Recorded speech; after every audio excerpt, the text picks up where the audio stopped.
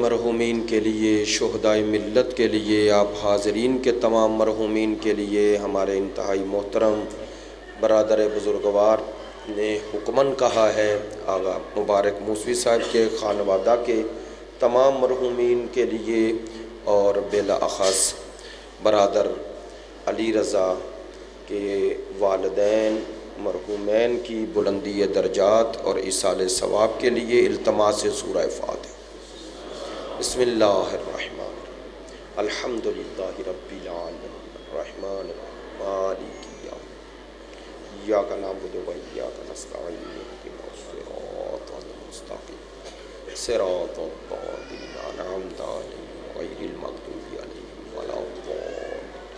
اللہم اغفر للمؤمنین والمؤمنات والمسلمین والمسلمات الاحیاء منہم والاموات، تابع اللہم بیننا وبینہم بالخیرات انکا مجیب الدعوات انکا علی کل شیء۔ اعوذ باللہ من الشیطان اللعین الرجیم، بسم اللہ الرحمن الرحیم، الحمدللہ الذی جعلنا من المتمسکین بولایت امیر المؤمنین واولادہ المعصومین صلوات اللہ علیہم اجمعین۔ الحمدللہ الذی لا یبلغ مدحتہ القائلون ولا یحصی نعماءہ العادون ولا یعدی حقہ المجتہدون۔ الذی لا یدرکہ بعد الہمم ولا ینالہ غوث الفتن۔ الذی لیس لصفتہ حد محدود ولا نعت موجود ولا وقت معدود ولا اجل ممدود۔ فاطر الخلائق بقدرتہ ونشر الریاح برحمتہ، والصلاة والسلام والتحیۃ والاکرام علی سیدنا ومولانا حبیبنا وحبیب قلوبنا شفیعنا ابی القاسم محمد صلی محمد وآلہ الاطیبین الاطہرین الاجمدین الامجدین الذین اذہب اللہ عنہم الرجس وطہرہم تطہیرا۔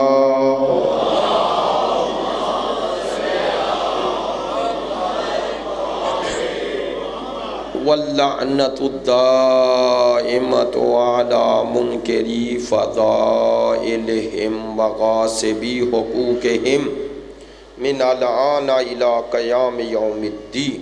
اما بعد فقد قال سبحانہ وتعالی فی کتابہ المجید، بسم اللہ الرحمن الرحیم، هو الذی انزل علیک الکتاب منہ آیات محکمات ہن ام الکتاب وآخر متشابہات فاما الذین فی قلوبہم زیغ فیتبعون ما تشابہ منہ ابتغاء الفتنۃ وابتغاء تاویلہ وما یعلم تاویلہ الا اللہ والراسخون فی العلم یقولون آمنا به کل من عند ربنا وما یذکر الا اولو الالباب۔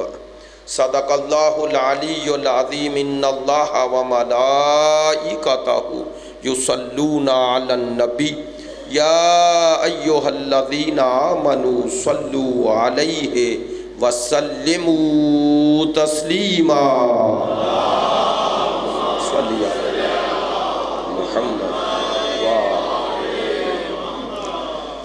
انتہائی واجب الاحترام معزز و مکرم علماء کرام، میرے انتہائی محترم المقام تشریف فرما ہیں، اور ابتدائی مجلس میں ان سے معذرت خواہ ہوں، ان کی موجودگی میں یہ جسارت ہے، لیکن انشاءاللہ ایک طلبگی گفتگو ہی ہے، وہ درگزر فرمائیں گے۔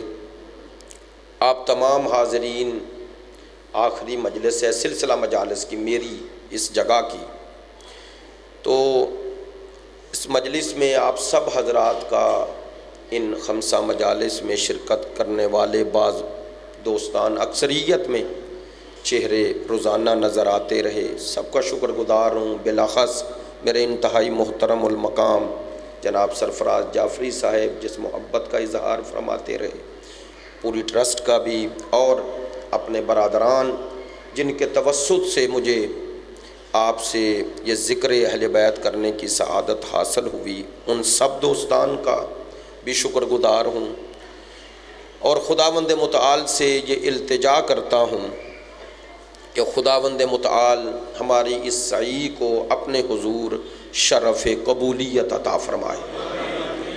ہم سب حاضرین کے لیے بالعموم اور ہمارے جن دوستان نے ان مجالس کو برپا کیا ان کے لیے بالخصوص ذخیرہ آخرت بنائے۔ اب تمام حاضرین کی صحت و سلامتی کے لیے، مقامات مقدسہ کی حفاظت کے لیے، مجاہدین اسلام اور مدافعین حرم اہل بیت کی کامیابی و کامرانی کے لیے، دشمنان دین یزیدیت، ناصبیت، خارجیت کی نیستی و نابودی کے لیے، تعجیل ظہور امام زمان کے لیے، ہمارے ملک کے استحکام کے لیے، مریضوں کی شفا یابی کے لیے، آپ کی ان مجالس میں شرکت کی قبولیت کے لیے، علماء کرام، مراجع عظام، عزاداران سید الشہداء، ماتمداران مظلوم کربلا، اہل تشیع اور اہل تسنن، محبین اہل بیت کی توفیقات خیر میں اضافے کے لیے، آپ حاضرین کی تمام دعاؤں کو شامل کرتے ہوئے ان تمام دعاؤں کی قبولیت کے لیے بلند تر صلوات صلی علی محمد وآل۔ عزیزان محترم، سورہ آل عمران کی آیہ نمبر 7 اور اسی کے ضمن میں گفتگو کا سلسلہ جو آج اختتامی مراحل میں، آپ بھی متوجہ ہیں اور مطلع ہیں، اور یقیناً اس بات کو محسوس بھی فرمایا ہوگا کہ بہت سارے پہلو اس آیہ مجیدہ کے ضمن میں جن پہ تفصیلی گفتگو کا موقع موجود نہیں تھا، لیکن وہ تقاضا ضرور کرتی تھی، لیکن ظاہر ہے 5 مجالس میں جس قدر ممکن تھا بعض چیزوں کو ذکر کیا جو ضروری سمجھی ہیں اس آیہ مجیدہ کے ضمن میں۔ میں نے روزانہ یہ عرض کیا، طویل آیت ہے اور ایک ہی آیت ہے۔ سورہ آل عمران کی یہ آیہ نمبر 7 میں قرآن مجید فرقان حمید کی عظمت کے ساتھ ساتھ پروردگار عالمین نے قرآن مجید کی آیات کو تقسیم کیا ہے محکم اور متشابہ میں۔ قرآن مجید فرقان حمید عموماً آپ نے منبر سے یہ سنا ہے اور درست سنا ہے کہ یہ سرکار دو عالم کی رسالت کا معجزہ ہے، ایسا ہی ہے۔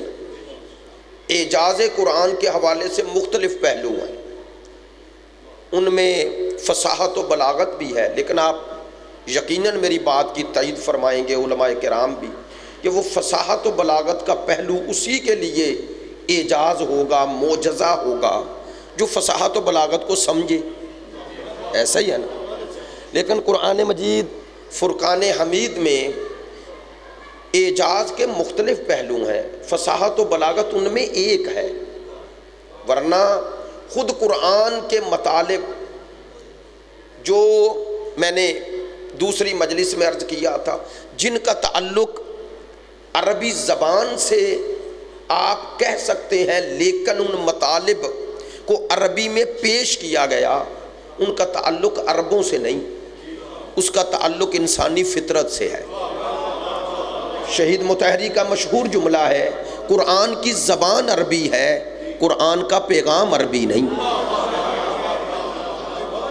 قرآن مجید کا پیغام فطرت ہے، اور جب تک انسان ہے قرآن کی احتیاج ہے، اور قرآن کے باقی رہنے کا سبب ہی یہ ہے، بقائے اعجاز سرکار دو عالم اور اعجاز قرآن یہی ہے کہ ہر پڑھنے والا جب اس کے مطالب اور معانی پر غور کرتا ہے تو وہ اپنے آپ کو اس سے بیگانہ نہیں پاتا۔ کیوں بیگانہ نہیں پاتا؟ چونکہ قرآن انسان کی فطرت سے گفتگو کرتا ہے، اور انسان محسوس کرتا ہے یہ جو کہہ رہا ہے وہ چیزیں میں اپنے وجود میں محسوس کرتا ہوں۔ چونکہ آپ دوستان خمسہ مجالس کا سلسلہ تھا، اس لیے ایک مجلس میں مشکل ہوتا ہے مزاج سے آشنائی۔ خداوند متعال نے اس سال آپ کی زیارت کا زیادہ شرف عطا کیا، عشر محرم میں بھی، پھر یہ خمسہ مجالس میں بھی الحمدللہ آپ نے جس محبت کا اظہار فرمایا عشرہ میں بھی اور اب بھی۔ یقیناً یہ ایام میں ممبر پہ کہہ رہا ہوں، آغا یون موجود ہیں، کہ یہ 1 سے 5 ربیع الاول مشکل ہوتا ہے پڑھنا، چونکہ 20 سفر کے بعد پھر وہ نہ مزاج بنتا ہے، نہ وہ انداز بنتا ہے، نہ سننے والوں کا نہ پڑھنے والے کا۔ تو یقیناً مشکل خمسہ ہے، یہ کوئی آسان نہیں ہے۔ 28 سفر بھی گزر چکا ہوتا ہے، اس کے بعد لوگ ظاہر ہے 2 ماہ بھی لوگ اسی مجالس کے سلسلے میں رہتے ہیں نا، تو اس لیے، لیکن پھر بھی آپ نے جس محبت کا اظہار فرمایا سب کا شکر گزار ہوں۔ لیکن جو عرض کر رہا ہوں، آیت اللہ حسن زادہ عاملی بڑی خوبصورت ایک بات ارشاد فرماتے ہیں، نہج البلاغہ ان کی کتاب ہے انسان کامل در نہج البلاغہ، اس میں فرماتے ہیں کہ قرآن جو معجزہ ہے یہ معجزہ فعلی نہیں، یہ معجزہ قولی ہے۔ توجہ فرمائیں گے، کہتے ہیں انبیاء کے معجزے 2 طرح کے ہیں، ایک فعلی معجزہ ہے، فعلی معجزے سے مراد جو فعل پروردگار اس اپنے نمائندے کو جو قدرت عطا کرتا ہے اور وہ اس قدرت کا اظہار کرتا ہے، اس کی قدرت کا اظہار کرتا ہے، اور یہ جو معجزہ ہوتا ہے وہ فرماتے ہیں یہ فعلی ہے، چونکہ اس کا فعل آپ کے سامنے آتا ہے۔ توجہ رہے، وہ فرماتے ہیں کہ یہ جو فعلی معجزات تھے نا انبیاء کے، یہ اپنے اندر معجزہ ہونے کے ساتھ ساتھ پھر بھی ان میں 2 قیود ہر وقت، 2 قید ہیں۔ کیا؟ ایک وہ معجزہ زمان میں ہے، ایسا ہی ہے نا، ایک مکان میں ہے۔ مثلا حضرت عیسیٰ علیہ السلام مردوں کو زندہ کرتے تھے تو خود نفس نفیس تھے نا، اور جس مردے کو زندہ کیا ان کا ہونا شرط تھا، ایسا ہی ہے نا، اور جس مردے کو زندہ کیا جب وہ تھے تو زمان میں تھے نا اور مکان میں تھے۔ کہتے ہیں جتنے حضرت سلیمان نبی سے لے کر حضرت یاسب بن برقیہ اور ان سے سلسلہ ہوتا حضرت موسیٰ علیہ السلام، حضرت عیسیٰ علیہ السلام، وہ فرماتے ہیں ان انبیاء کے معجزات جن کا قرآن میں ذکر ہوا، بے توجہ رہے، ذکر ہوا، فرماتے ہیں وہ ذکر ہے، لیکن آج اگر تقاضا کرو کہ وہ معجزہ، وہ اعجاز دکھاؤ تو وہ اس نبی کا تھا، ہمارا تھوڑا ہی ہے، ایسا ہی ہے نا۔ تو وہ زمان اور مکان میں محدود تھا، جب تک نبی بے نفس نفیس یا نمائندہ خدا تھے وہ معجزہ ان سے منسوب ہو گیا۔ وقت گزرنے کے ساتھ بے توجہ وہ تاریخ کا حصہ ہے، ایسا ہی ہے نا۔ ہم جب قرآن پڑھتے ہیں تو معجزے بیان کرتے ہیں، لیکن اگر کوئی کہے وہ اعجاز دکھاؤ تو ہم کیسے دکھائیں؟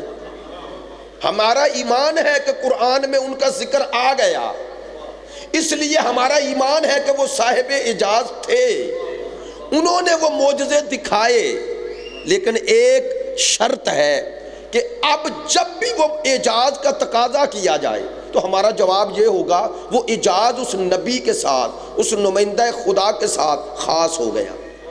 وہ کہتے ہیں، اسے کہتے ہیں معجزہ فعلی، یعنی جو نبی یا امام یا نمائندہ خدا، اب کچھ بھی نام دے لیں، جس کے ہاتھ پر وہ اعجاز رونما ہوا، فرماتے ہیں وہ چونکہ زمان اور مکان میں تھا اس لیے محدود ہے۔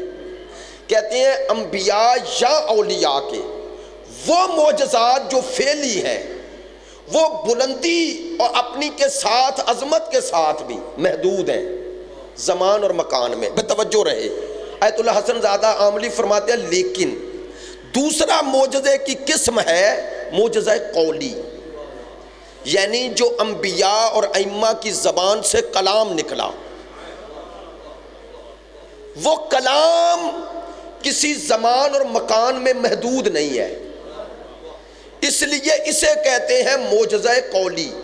آپ توجہ فرمائیں، فرماتے ہیں سارے انبیاء میں صرف سرکار کو یہ عظمت حاصل ہے کہ ان کا معجزہ قولی قیامت تک کے لیے باقی ہے. کیسے باقی ہے؟ جیسے وہ قلب مصطفیٰ پہ نازل ہوا ہے. میری بات پہ توجہ ہے؟ وہ معجزہ قولی ہے، قولی. اور توجہ رہے اب چونکہ بات عرض کی ہے اسی لیے وہ کہتے ہیں کہ ائمہ کے نمائندگان خدا ہونے کی ایک سب سے بڑی دلیل یہی ہے کہ ان کی زبان سے نکلنے والا کلام ہر زمان کے لیے ویسے ہی ہدایت کا سبب ہے جیسے ان کے زمانے کے لیے تھا. آپ متوجہ ہو گئے ہیں؟ اس لیے بات عرض کرو، چونکہ انہوں نے نہج البلاغہ کا اس بات کرنا تھا اس لیے وہ اس رستے سے وارد ہوئے. توجہ رہے، وہ کہتے ہیں فرق اتنا ہے کہ سرکار دو عالم کی زبان پر جو اللہ نے کلام جاری کیا وہ قرآن بنا. توجہ رہے، فرماتے ہیں یہ سرکار کا معجزہ فعلی نہیں قولی ہے، یعنی اس میں موجود حقائق اور معارف اور اس میں موجود انسانی ہدایت کا پیام نہ زمان میں محدود ہوتا ہے نہ مکان میں محدود ہوتا ہے. توجہ ہو گئی ہے؟ اسی طرح توجہ رہے گی، وہ فرماتے ہیں اسی طرح نہج البلاغہ ہم کہتے ہیں قرآن کے بعد وہ واحد کتاب ہے کہ جو خود پکار کے کہہ رہی ہے کہ بعد مصطفیٰ افضل کون ہے. میری بات پہ توجہ ہو گئی ہے، بہت شکر گزار. فرماتے ہیں نہج البلاغہ خود اس بات کی دلیل ہے. کہتے ہیں نا ایران کے بہت مشہور عالم سے کسی نے پوچھا نہج البلاغہ کس کا کلام ہے؟ انہوں نے کہا مولا علی کا. انہوں نے کہا دلیل؟ انہوں نے کہا خود نہج البلاغہ. توجہ ہے؟ دیکھیں قرآن کے اعجاز ہونے کی دلیل باہر سے نہیں آپ لاتے، خود قرآن سے لاتے ہیں. تو وارث ہے قرآن کا کلام، یعنی نہج البلاغہ کلام علی ہے. دلیل باہر سے کیوں لاتے ہیں؟ خود اس کلام کا ہونا. اگر یہ کلام علی نہیں ہے تو اس جیسا کلام لاؤ.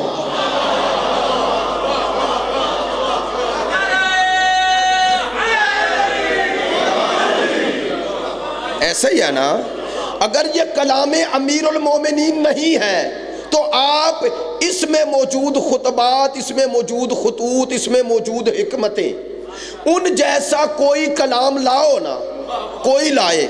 قبلہ میں جب ایران میں پڑھ رہا تھا تو نہج البلاغہ کی اسناد پر اور اس طرح گفتگو ہو رہی تھی تو ہمارے استاد کا جملہ آج تک مجھے یاد ہے، میں نے وہ لکھا بھی اور کبھی کبھی وہ دیکھتا ہوں اسی لیے یاد رہا ہے. توجہ فرمائیں، انہوں نے فرمایا کہ جو آپ سے کہے نا کہ یہ کلام، یہ نہج البلاغہ سید رضی کا کلام ہے، اس سے بحث نہ کرو.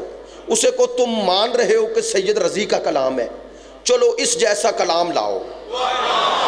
کہتے جب وہ نہیں لائے گا تو پھر کہنا کہ سید رضی کا اگر یہ تمہارے نزدیک کلام ہے تو تم اس جیسا کلام نہ لا سکے تو سید رضی کا جو امام ہے، ہائے ہائے ہائے ہائے ہائے، جو سید رضی کا بھی امام ہے، پھر تم گویا مان رہے ہو جس امام کے ماننے والے جیسا کلام تمہارے بزرگوں کا نہ ملے.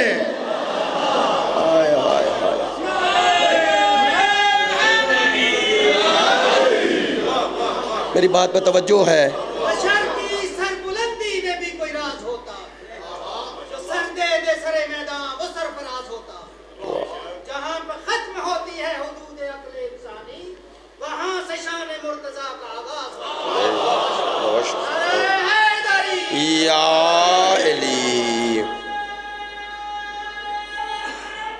یا توجہ ہے میری بات پہ؟ توجہ رہے گی، متوجہ رہیں گے، بات زیادہ پہنچ جائے گی انشاءاللہ۔ جلدی بات اپنے اختتام تک پہنچانی ہے۔ جو ایک جملہ اور ایڈ کر دوں کہ وہ فرماتے ہیں کہ یہ جو قولی معجزہ ہے اور فعلی، اس میں فرق ہے۔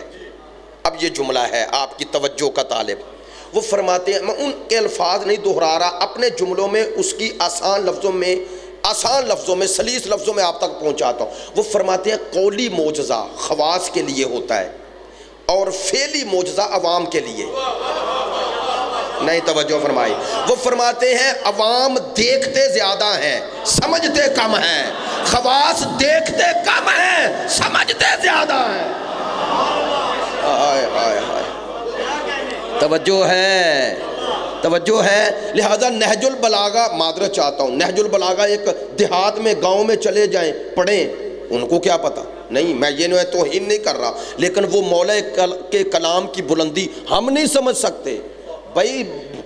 برملا کہہ رہے ہیں، ممبر پہ کہہ رہے ہیں کہ جو صفات و اوصاف خداوند متعال مولا کائنات نے، جنہوں نے اس پر لکھی، شروح لکھی، دیکھیں ابن ابی الحدید معتزلی شیعہ نہیں، لیکن اس نے کتنی جلدوں میں لکھ دی۔ وہ علامہ تقی جعفری رحمت اللہ علیہ نے، انہوں نے نہج البلاغہ کی شرح جو مجھے یاد آ رہا ہے 30 سے 40 جلدوں میں لکھی۔ نہیں توجہ فرما، 30 سے 40 جلدوں میں صرف نہج البلاغہ کی شرح لکھی، اور وہ کہتے ہیں یہ میں نے اپنی پوری قوت علمی کو استعمال کر کے لکھا، لیکن کہتے ہیں پھر بھی وہ حق ادا نہ کر سکا، حق ادا نہ کر سکا۔ اب یہ اتنی بزرگ ہستیاں جن کی پوری زندگیاں حوضے میں گزر گئی، وہ یہ کہہ رہے ہیں، وہ یہ فرما رہے ہیں۔ اب ان کو جو لذت اور جو شروع 40 جلدوں میں لکھ رہے ہیں، انہیں نہج البلاغہ میں وہ سب کچھ ملا نا، ایسا ہی ہے نا۔ تو اب ہمیں اور ہماری فکر سوچ وہاں تک تو نہیں پہنچ سکتی۔ تو یہ ہے ان کے لیے مولا علی کا، بھائی توجہ رہے، ان کے لیے مولا علی کا بعد از مصطفیٰ افضل ہونے کے لیے انہیں احادیث پڑھنے کی بھی ضرورت نہیں، انہیں یہ کلام علی کا عمق بتا رہا ہے کہ یہ زبان رسول چوس کے پلا ہے، انہیں یہ عمق کلام علی بتا رہا ہے کہ یہ باب مدینۃ العلم ہے، باب مدینۃ العلم ہے۔ تو عرض یہ کر رہا تھا، قرآن مجید فرقان حمید کا مقام کیا ہوگا؟ یقیناً مولا کائنات کا کلام، لیکن ہم نہج البلاغہ میں جو خود قرآن کا مقام بیان ہوا، وہ دلیل ہے اس بات کی کہ قرآن کا مقام وہ نہج البلاغہ سے بلند ہے۔ ایسے ہی ہے نا، چونکہ میرے مولا نے خود بیان کیا اس کی بلندی کو۔ مجھے وہ واقعہ یاد آ گیا، علامہ نکن فرماتے ہیں کہ کسی یورپین نے، کوئی انڈیا میں کہتے ہیں آیا، تو وہ علی گڑھ یونیورسٹی میں بھی پڑھاتے رہے ہیں نا، علامہ نکن فرماتے ہیں میرے ساتھ بھی انہوں نے ملاقات کروائی، تو اس نے کہا یار تم، جب اسے پتہ چلا، کہتے ہیں میں لباس میں تھا، اس نے کہا تم شیعہ ہو، عجیب لوگ ہو، تم نے قرآن کو معجزہ مانا ہے، نہج البلاغہ کو کہتے تو میں مان لیتا، میں نے نہج البلاغہ کو پڑھا ہے۔ وہ کہتے ہیں، علامہ نکن کہتے ہیں اگر تم نہج البلاغہ کو معجزہ مان رہے ہو تو پھر نہج البلاغہ میں وہ خطبے پڑھو جس میں علی قرآن کو معجزہ مان رہا ہے۔ ہائے ہائے ہائے ہائے، ان کا پھر تمہیں وہ خطبے نظر کیوں نہ آئے؟ تو یقیناً قرآن کلام خدا۔ اب پروردگار فرما رہا ہے هو الذی انزل علیک الکتاب، میں نے اس کتاب کو آپ کے قلب پر نازل کیا، منہ آیات محکمات ہن ام الکتاب۔ اب ان سب آیات کی دوبارہ دہرانا تو نہیں، صرف آیت پڑھ رہا ہوں، ہن ام الکتاب وَأُخَرُ مُتَشَابِهَاتٌ۔ اب اگلا مرحلہ آ گیا، فَأَمَّا الَّذِينَ فِي قُلُوبِهِمْ زَيْغٌ فَيَتَّبِعُونَ مَا تَشَابَهَ مِنْهُ۔ پروردگار فرماتا ہے جن کے دلوں میں کجی ہے وہ محکم کے پیچھے نہیں جاتے، وہ متشابہ کے پیچھے دوڑتے ہیں۔ کیوں؟ خدا فرماتا ہے اس لیے کہ ابتغاء الفتنہ و ابتغاء تعویلے، وہ دو مرحلے، دو کام کرنا چاہتے ہیں، ایک اس کے ذریعے فتنہ پیدا کرنا چاہتے ہیں، توجہ ہے، یعنی مبہم بات کر کے اپنی مرضی کا معنی لیا جا سکتا ہے۔ ہے یا نہیں؟ مبہم بات کرو تو جو مرضی معنی لے لو. سامنے والا کہے آپ نے یہ کہا تو کہہ دو نہیں میں نے تو یہ کہا. توجہ نہیں ہے. آپ نے یہ کہا نہیں میں نے تو یہ کہا. تو جیسے جیسے بدلتے جاؤ گے سامنے والے کو حقیقت نہیں ملے گی. لیکن اسی کا نام ہے فتنہ کہ آپ حق اور باطل کو ملا کے معجون بنائیں اور مقصد پیچھے باطل ہو. توجہ ہے. اب خدا فرما رہا ہے, میں نہیں کہہ رہا, پروردگار فرما رہا ہے, جن کے دلوں میں کجی ہے وہ محکم آیات کے پیچھے نہیں جاتے. بھئی میں نے 3 دن یہی جملہ دہرایا تاکہ آپ سب متوجہ ہو جائیں. کم از کم جن کے دل ٹیڑے ہیں انہیں پہچاننے کا ایک طریقہ تو یہ ہے نا, وہ محکم بات نہیں کرتے, متشابہ کرتے ہیں, مبہم باتیں کرتے ہیں, محکم نہیں کرتے. توجہ ہے. اہل بیت اطہار کی زندگی کے محکم پہلو بیان نہیں کرتے. سنیں, میں اپنی طرف سے نہیں کہہ رہا. آیت اللہ جوادی عاملی فرماتے ہیں آل محمد قرآن ناطق ہیں, ان کی زندگیوں میں بھی کچھ محکم ہے کچھ متشابہ. توجہ ہے. نہیں سننا. امام فرماتے ہیں, آیت اللہ جوادی عاملی فرماتے ہیں کہ ائمہ کی زندگی میں جو متشابہات ہیں انہیں محکمات سے تفسیر کرو. آج باتیں ذرا مشکل ہو رہی ہیں اسی طرح, تو انشاءاللہ آپ متوجہ ہیں. مثلا وہ فرماتے ہیں صلح امام حسن, فرماتے ہیں یہ متشابہات میں ہے, اس کی تفسیر محکم سے کرو. محکم کیا ہے؟ کربلا. ہائے ہائے ہائے ہائے, میری بات میں توجہ ہو گئی ہے؟ نہیں. آیت اللہ جوادی عاملی کا جملہ سیم دہراتا ہوں. وہ فرماتے ہیں امام رضا علیہ السلام کی ولی عہدی, یہ متشابہ ہے, یہ محکم نہیں. اس متشابہ اور ائمہ کی زندگی کے تمام وہ حالات و واقعات جو ائمہ نے خاص تناظر میں کیے, جب سمجھ نہ آئے تو ائمہ کے محکم کی طرف پلٹاؤ. محکم کیا تھا؟ ہمارے ہر امام کا مطمع نظر یہ تھا کہ طاغوت کے چہرے پہ پڑے ہوئے نقاب کو الٹ دیا جائے. توجہ ہے. لہٰذا ان متشابہات کی تفسیر کرتے ہوئے محکم پہ توجہ رکھنا. توجہ نہیں ہے. محکم پہ, اس محکم کیا ہے؟ وہ ہے کربلا. نہیں, پورے ائمہ کی حیات کا خلاصہ کربلا ہے. ایسے ہی نہیں کہہ رہا. باقی 9 اماموں کے پاس جب بھی کوئی آیا تو ائمہ نے کس کی تلقین کی؟ کربلا کی نا. اچھا, کس کے مصائب پڑھنے کی تلقین کی؟ کربلا کے. تو مصائب پڑھنے سے ہدف کیا تھا؟ صرف گریہ کرنا؟ نہ, تاکہ ہمارا کسی ماننے والے کا رشتہ کربلا سے نہ ٹوٹے. میری بات میں توجہ ہے؟ توجہ ہے. ہاں, جو ائمہ کی زندگی کی یہ اساس اور بنیاد سمجھ جائے اسے پتہ چلتا ہے کہ ائمہ کی جد و جہد میں نقطہ مرکزی ظلم کے سامنے جھکنا نہیں ہے, ظلم کے سامنے ڈٹ جانا ہے, ظلم کو جھکانا ہے. ظلم کو یا محکوم کرو یا بے نقاب کرو. توجہ نہیں ہے. بھائی بی بی یہ دو عالم نے یہی تو کیا. سیدہ جانتی تھی حق نہیں ملے گا, پھر بھی مانگا. اس وقت کے مسلمانوں کو اور آج تک بعض لوگوں کو سمجھ میں نہیں آ رہا تھا, میری بات ضائع نہ ہو, سمجھ میں نہیں آ رہا تھا بی بی نے کیوں مانگا. آج 2020 میں تو پتہ چل گیا نا کیوں مانگا. اب مانگ کر بی بی نے بتا دیا کہ قیامت تک اگر ادھر فیصلہ نہ کر سکو تو ادھر بھی فیصلہ نہ کر سکو. نہیں توجہ فرمانا. اگر بی بی مانگتی ہی نہ تو ہمارے پاس کیا دلیل ہوتی کہ بی بی کا حق ہے؟ توجہ نہیں ہے. اگر سرکار کا ہبہ کرنا, سرکار دو عالم کا ہبہ فرمانا, یہ تو ثابت ہے نا. پھر بھی لوگ کہتے اگر بی بی کا حق ہوتا تو بی بی مانگتی تو صحیح. آپ نے توجہ نہیں فرمائی. بھئی اگر بی بی نہ مانگتی اور سرکار کا ہبہ رہ جاتا, بی بی کہتی میں کیوں مانگوں, جو علی کو حق نہیں دے رہے مجھے کیوں دیں گے. ایسا ہی ہے نا. بی بی نہ مانگتی تو دلیل بن جاتی نا. وہ کہتے اگر حق تھا تو مانگا کیوں نہ, اور اگر مانگتی تو دے دیتے. بھئی آپ کہہ رہے ہیں نہ دیتے, وہ دے دیتے.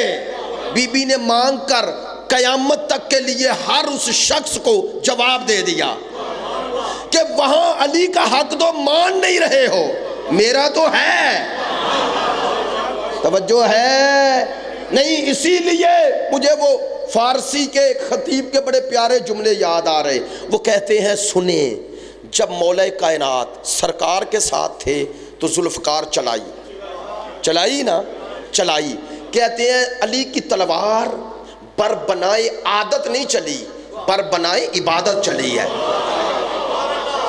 دلیل جو علی خندق میں، احد میں، خیبر میں تلوار چلا رہے ہیں، وہی مولا کائنات صلح حدیبیہ لکھ رہے ہیں یا نہیں؟ بولیں، لکھ رہے ہیں نا؟ آپ جانتے ہیں جو شخص عسکری ہوتا ہے، تلوار چلاتا ہے، اسلحہ چلاتا ہے، اسے مذاکرات میں نہیں لایا جاتا۔ مزاجن جو عسکری ہوتا ہے اس سے مذاکرات میں نہیں رکھا جاتا، ایسا ہی ہے نا؟ لیکن سرکار نے وہاں تلوار علی پر اعتماد کیا، یہاں قلم علی پر۔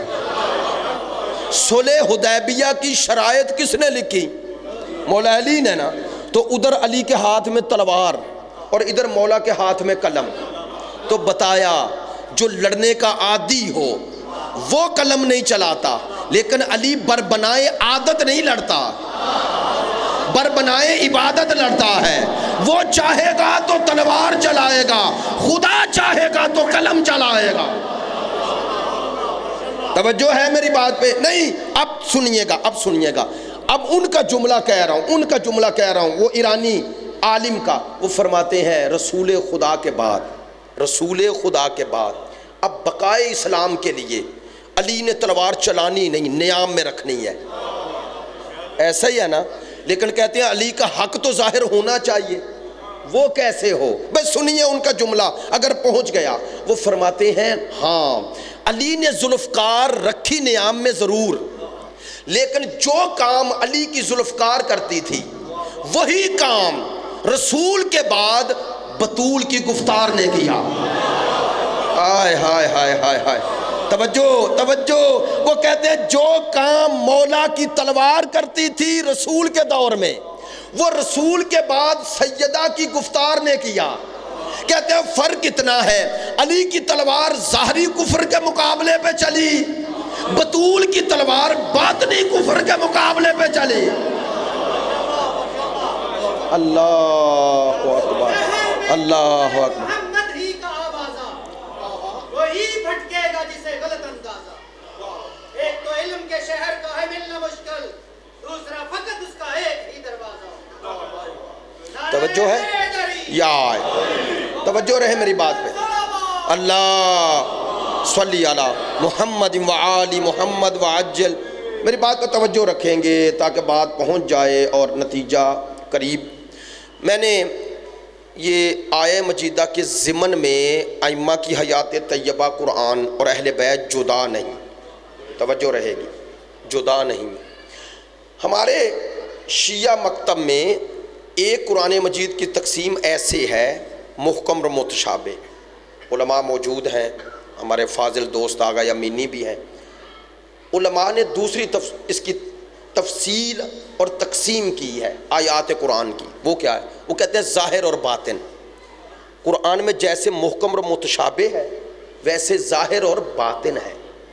سنیے گا، امیر المومنین فرماتے ہیں کہ جب تم پر ظلمات فتنوں کے سائے منڈلانے لگیں اور تمہیں پتہ نہ چلے، اس ظلمات فتن میں تمہیں پتہ نہ چلے حق کیا ہے، تو فرماتے ہیں فَعَلَيْكُمْ بِالْقُرْآنِ، قرآن سے تمسک کر لینا۔ توجہ فرمائیں، فرماتے ہیں قرآن میں ظاہر بھی ہے اور باطن بھی۔ ظاہرہ انیق و باطنہ عمیق، قرآن کا ظاہر خوبصورت ہے اور باطن عمیق ہے۔ ظاہرہ حکم و باطنہ علم، قرآن کا ظاہر حکم ہے اور باطن علم ہے۔ تھوڑی توجہ فرمائیں گے، ایک یہاں مسئلہ اور بھی حل کر دوں۔ مولا کائنات فرما رہے ہیں ظاہر قرآن حکم ہے اور باطن قرآن علم ہے۔ توجہ، کیا معنی اس کا؟ معنی یہ ہے کہ قرآن مجید نے جو حکم دیا ہے نا آیات کی شکل میں، مثلاً کہا اقیم الصلاۃ، نماز پڑھو، یہ ظاہر حکم ہے، اس پہ عمل کرنا ہے۔ باطنہ علم، آپ نے نماز جو پڑھنی ہے وہ حکم پہ عمل کرنا ہے، لیکن صرف پڑھنی نہیں، اس کے باطن میں جانا ہے۔ وہ باطن علم ہے، کیا مراد؟ یعنی باطن تمہاری معرفت ہے، باطن تمہاری معرفت ہے۔ میں برملا بات کرتا ہوں ممبر سے، تاکہ اگر میں طالب علم ہوں، اس سے زیادہ کوئی دعویٰ نہیں، لیکن یہ اشتباہات ممبر سے پھیلائے جاتے ہیں۔ یاد رکھیں، ہماری جو تفاسیر ہے نا روایات کی شکل میں، ان میں قرآن مجید کا ظاہر بھی ذکر ہوا ہے روایت کی شکل میں، اور باطن بھی ہوا ہے۔ اس باطن کا نام ہی بعض اوقات تعویل رکھا گیا۔ توجہ فرمائیں گے، مثلاً کچھ آیات میں اگر آپ کو ملے کہ ظاہری حکم ہے اور ساتھ ہی روایت ملے باطنی، تو وہ باطن حکم نہیں، وہ علم ہے۔ بات میں نے کی ہے، اب واضح کرتا ہوں۔ مثلاً اگر مولا کی زبان سے آپ کو ایسا خطبہ ملے کہ جس میں مولا فرماتے ہیں انا الصلاۃ، میں نماز ہوں، اگر اس خطبے کو درست بھی مانا جائے تو اس کا معنی ظاہر نماز کی نفی نہیں۔ مولا جب فرماتے ہیں میں نماز ہوں، میں روزہ ہوں، میں حج ہوں، میں زکوٰۃ ہوں، تو اس کا معنی کیا ہے؟ اس کا معنی ہے کہ ظاہر اعمال ختم۔ توجہ رہے، چونکہ ظاہر کا حکم تو قرآن میں آیا اور وہ ظاہر حکم ہے، اور مولا نے خود فرمایا کہ ظاہر قرآن جو حکم ہے اس پہ عمل کرنا ہے۔ باطن معرفت ہے، کیا معنی؟ آپ مولا جب فرما رہے ہیں میں نماز ہوں، تو اس کا معنی یہ ہے کہ وہ نماز جو پڑھ رہے ہو تب قبول ہے جب میری ولایت، محبت اور اطاعت میں پڑھو۔ تم روح نماز، حقیقت نماز تک اس وقت تک پہنچ نہیں سکتے جب تک مجھے امام نہ مانو۔ میری اطاعت میں کل عرض کیا تھا، میری محبت، میری اطاعت، میری ولایت، میری سرپرستی میں پڑھنی ہے، میری سرپرستی نے مولا نے فرمایا۔ یعنی اگر تم نے یہ نماز کی حقیقت تک پہنچنا ہے تو ہم سے لو، وہ تمہاری معرفت کو وہاں لے جائے گی۔ نہیں، توجہ فرمایا، کہا ظاہر میں عمل کرو اور پھر اس عمل میں دقت کرو۔ جب خدا کے سامنے کھڑے ہو تو سمجھنا چاہتے ہو نا حقیقت نماز کیا ہے، تو ہماری احادیث پہ غور کرو۔ توجہ ہے؟ اب باطن کا معنی یہ ہے کہ اپنی معرفت کو اس بلندیوں پہ لے جاؤ۔ دیکھیں، ایک جاہل بھی 2 رکعت پڑھتا ہے فجر کی، اور عالم بھی 2 رکعت۔ بول کے بتائیے گا دونوں کا مرتبہ ایک جیسا ہے؟ نہیں نا۔ کیوں؟ حالانکہ اس نے بھی 2 رکعت پڑھی، اس نے بھی 2۔ آپ کا جواب یہ ہوگا کہ ظاہر نماز دونوں کی ایک ہے، باطن ایک نہیں۔ تو باطن کا تعلق کس سے ہو گیا؟ معرفت سے نا۔ بس یہی معنی ہے کہ جب ان ظواہر پہ عمل کرو تو صرف ظواہر تک نہ رہ جانا، ورنہ تمہارے اندر وہ تبدیلی آ ہی نہیں سکتی جو خدا چاہتا ہے۔ توجہ ہے؟ بندہ خدا کا قرب ظاہر عمل سے حاصل نہیں کرتا، باطن عمل سے حاصل کرتا ہے، اور باطن عمل پہ غور اور فکر سے ہی انسان تقوی کی منزل پہ پہنچتا ہے۔ میری بات پہ توجہ ہے؟ چلے، بات میں نے مشکل کر لی ہے، اب اس کو آسان کر دیتے ہیں۔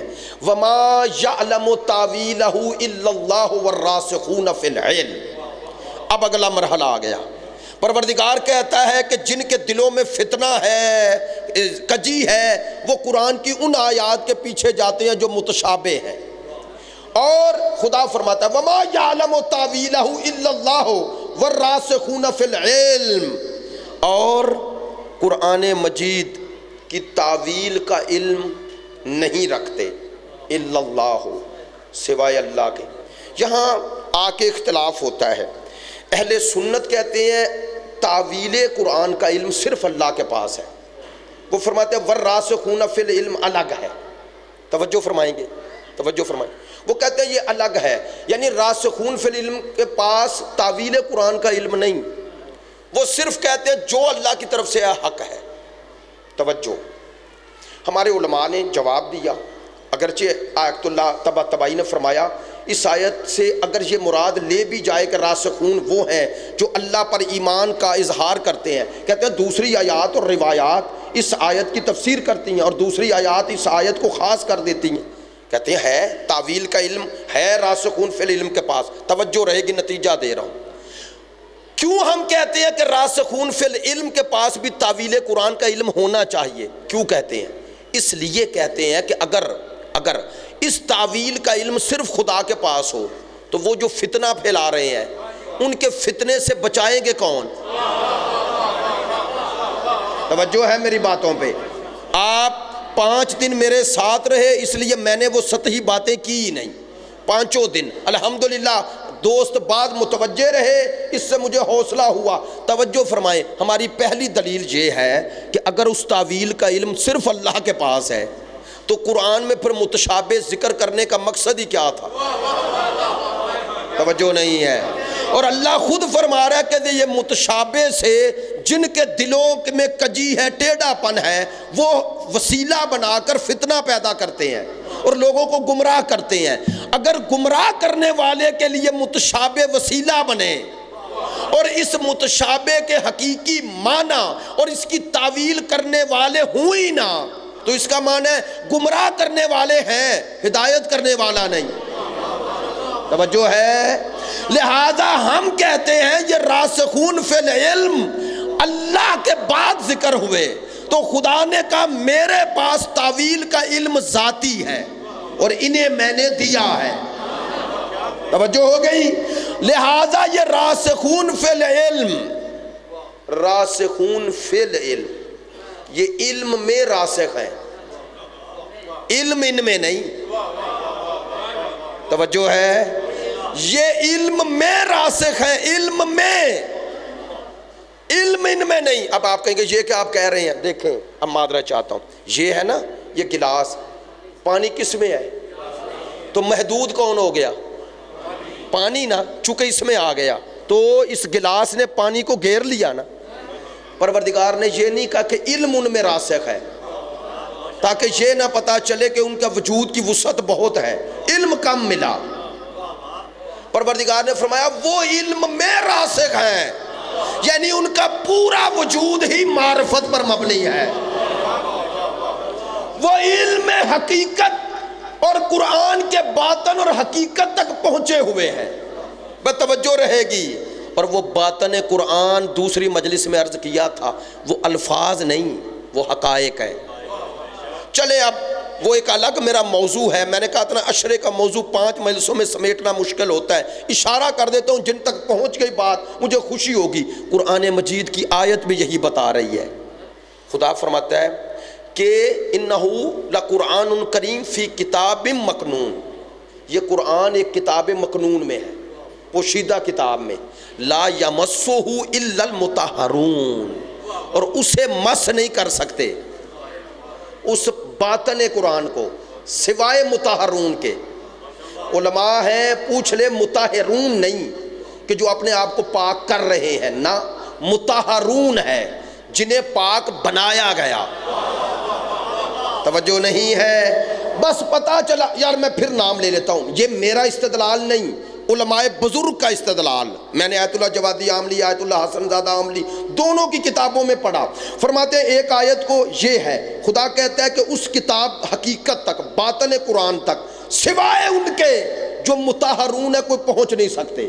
تو سوال ہوتا ہے وہ مطہرون ہیں کون؟ توجہ نہیں ہے؟ وہ مطہرون جن کے پاس کتاب کا علم نہیں، وہ ہمارے استاد ہیں حجت الاسلام سید علی محمد نقوی صاحب، ان کا ایک بیان پڑھ رہا تھا، بڑا خوبصورت مجھے دیا انہوں نے، جب میں نے اس موضوع پر انہیں بتایا آج سے 4 سال پہلے، انہوں نے کہا یہ میری طرف سے بھی لیں، بڑا خوبصورت۔ وہ فرماتے ہیں پروردگار نے مس کہا ہے، علم نہیں کہا۔ علم ہوتا ہے جاننا، مس ہوتا ہے حقیقت کو پا لینا۔ توجہ نہیں ہے؟ خدا فرما رہے ان کے پاس اس کتاب باطن کا علم نہیں، ان کے پاس حقیقت ہے، حقیقت۔ مفسر کے پاس قرآن کی معلومات ہیں، لیکن اگر وہ لفظوں سے آگے بڑھ کے حقائق قرآن کو وجود میں نافذ نہ کرے تو اس کے ذہنی معلومات تک قرآن رہے گا، اس کے وجود میں حقیقت نہیں بنے گا۔ لیکن پروردگار فرما رہے کچھ ایسی ہستیاں ہیں جن کے پاس الفاظ قرآن کا علم نہیں، حقائق قرآن کا علم ہے۔ وہ کون ہے؟ لا یمسہ الا المطہرون، اللہ کے ساتھ منحصر کر دیا کہ اس حقیقت کتاب مکنون تک ہر کوئی نہیں پہنچے گا، وہی پہنچیں گے جو مطہرون ہیں۔ اب آئیں وہ مطہرون ہیں کون؟ ایت اللہ جوادی عاملی فرماتے ہیں ایک آیت دوسری آیت کی تفسیر کرتی ہے، مطہرون کو جاننا ہے تو آیت تطہیر پڑھو، بات پہنچ گئی۔ آیت تطہیر پڑھو، اللہ نے آیت تطہیر میں طہارت کا اعلان کر دیا، تو اب جن کی طہارت کا اعلان آیت تطہیر میں ہو گیا وہ پاک کرنے والے نہیں، ان کو پاک بنایا گیا ہے۔ بڑی مہربانی، وہ مطہرون نہیں، وہ مطہرون ہیں۔ ہم وہ ہیں جو اپنے آپ کو پاک کر رہے ہیں، وہ ہیں جنہیں اللہ نے پاک بنا کے بھیجا ہے۔ توجہ ہو گئی، توجہ ہو گئی۔ تو چلیں اس ساری آیات کا خلاصہ ہو گیا کہ وہ تاویل قرآن کا علم راسخون فی العلم کے پاس ہے۔ اب آخر میں آپ سے معذرت چاہتا ہوں لیکن ایک روایت پڑھوں گا، چونکہ یہ روایت پڑھنے سے ہی میرا مطلب آپ تک پہنچے گا، اور میں عادی تو نہیں ہوں، کوئی مناظرہ نہیں پڑھ رہا، لیکن روایت اتنی اہم ہے کہ اس میں کتابوں کا نام لینا ضروری ہے۔ توجہ فرمائیں گے، مصنف ابن ابی شیبہ یہ امام بخاری کے استاد ہیں، توجہ فرمائیں گے، یہ متولد ہیں 159 ہجری کے اور متوفہ ہیں 225 ہجری۔ اب سوچ لیں آج سے 1250 سال پہلے، ایسا ہی ہے نا؟ اور کہتے ہیں کہ یہ حدیث امام احمد نے، امام نسائی نے، ابو یعلا نے، ابن حیان نے، حاکم نے مستدرک میں نقل کی ہے۔ ذہبی، امام ذہبی علم رجال میں بہت بڑی شخصیت عالم اسلام کی، انہوں نے کہا یہ حدیث صحیح ہے۔ اب آئیں حدیث کیا ہے؟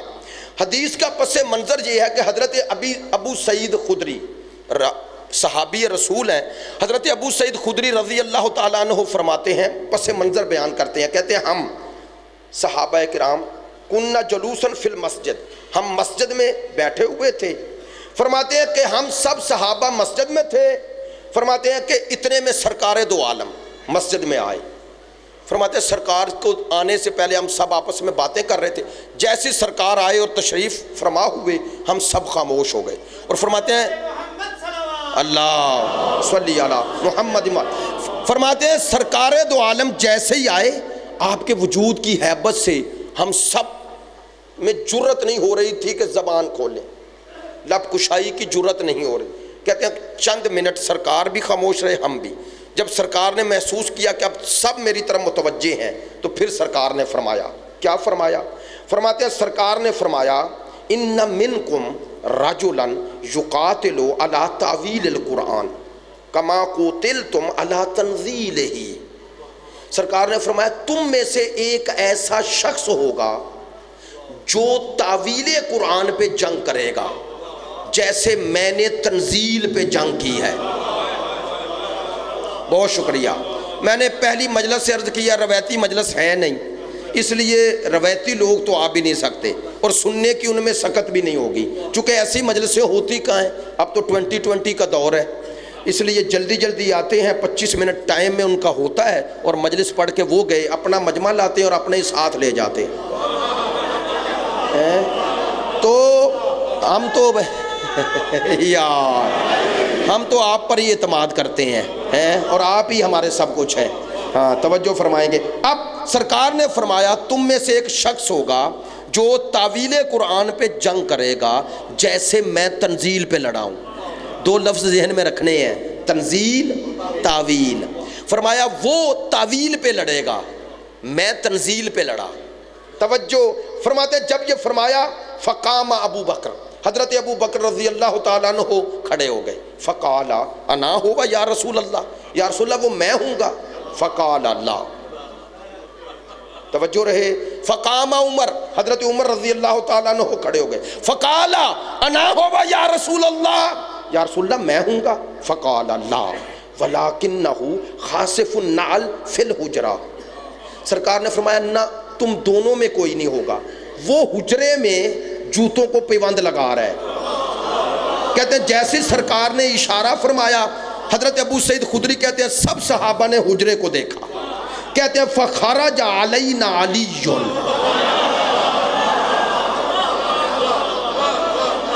کہتے ہیں ہم نے حجرے کی طرف دیکھا, مولا کائنات نکلے اور آپ کے ہاتھ میں سرکار کا جوتا تھا جسے پیوند لگا رہے تھے. نہیں توجہ ہو گئی, بس آئیں آج نتیجہ. سرکار نے 2 جملے ارشاد فرمائے, میں تنزیل پہ لڑا, علی تعویل پہ لڑیں گے. یعنی میری اور علی کی جنگ کی حقیقت ایک ہے. توجہ نہیں ہوئی ہے, نہیں معذرت چاہتا ہوں, مجھے اس حدیث کی وضاحت کرنی پڑے گی. تنزیل ظاہر کو کہتے ہیں, تعویل باطن کو کہتے ہیں. توجہ ہو گئی. یعنی سرکار فرما رہے ہیں میں تنزیل قرآن پہ لڑا. اب اسی حدیث کی تشریح شرح کی ہے مختلف علماء نے, لیکن میں ان سب میں اس عالم کی تشریح اور اس کی شرح پیش کر رہا ہوں, امام ابن تیمیہ, جسے تمام عالم اسلام شیعوں کے علاوہ ماننے پہ مجبور ہے. وہ کہتے ہیں تنزیل سے مراد یہ ہے کہ سرکار تب تک لڑے جب تک سامنے والے نے کلمہ نہیں پڑھا.